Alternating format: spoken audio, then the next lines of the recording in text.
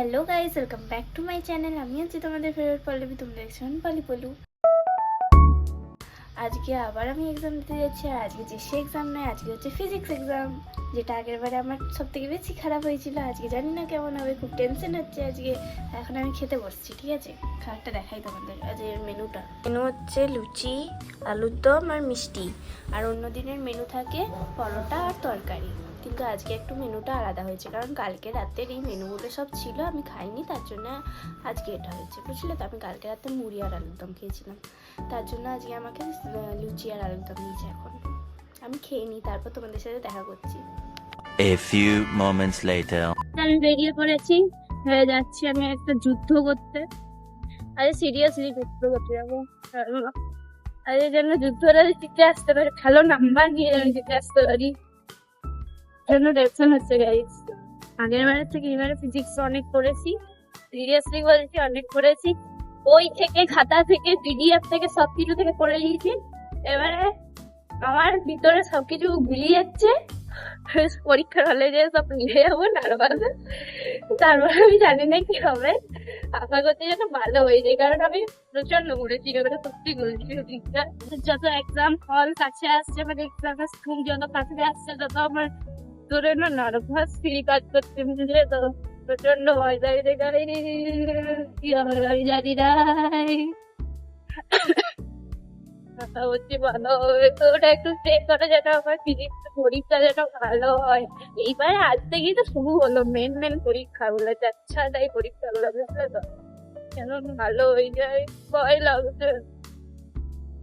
আর 2 মিনিটের মধ্যে আমি পৌঁছে যাবো, যেখানে বসবো, যে আমার সব ভুলে যাবো, এরকম অবস্থা হয়ে ঘটাচ্ছে। ভয় লাগছে গাইস। আমাদের ফিজিক্স পরীক্ষা শেষ হয়ে গেল, এখন আমরা আছি ব্যাগ নিয়ে যাওয়ার জায়গাতে, মানে ব্যাগ রাখার জায়গাতে। গেট খুলেনি এখনো, গেটটা খুলুক, যাবো। তারপর আর ফিজিক্স পরীক্ষা মোটামুটি হয়েছে, বেশ একটা ভালোও বলবো না, বেশ একটা খারাপও বলবো না, মোটামুটি হয়ে গেছে। এবার বাড়ি যাবো। আজকের কোশ্চেন পেপার এরকম হয়েছিল যে কি বলবো, যে ইম্পর্টেন্ট যে প্রমাণটা, মানে আলোর থেকে যে ইম্পর্টেন্ট প্রমাণগুলো ছিল সেগুলো পড়ে আসা হয়েছিল, কিন্তু সেগুলো পড়েনি, যেটা পড়ে আসেনি সেটাই পড়েছে। যাই হোক, এমনি ভালোই হয়েছে মনে হয়, ঠিক আছে। আগে থার্ড সেমিস্টারের থেকে যথেষ্ট ভালো হয়েছে, পড়ার দাম আছে।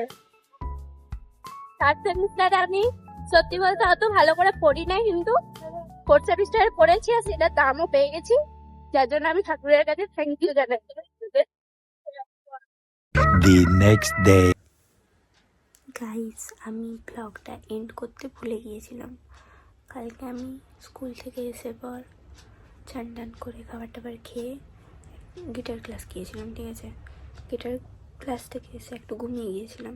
তারপর আমার যেহেতু কালকে মানে 19 তারিখে আমার যেহেতু ম্যাথ এক্সাম, তার জন্য আমি ম্যাথ করতে বসে গিয়েছিলাম, তার জন্য অনেক লেট হয়ে গেছিলো। আর আমার মাথা থেকে ব্লগটা আছে এন্ড করিনি, সেটা আমার মাথা থেকে বেরিয়ে গেছিলো পুরো, তার জন্য আমি আজকে এন্ড করছি এই ব্লগটা।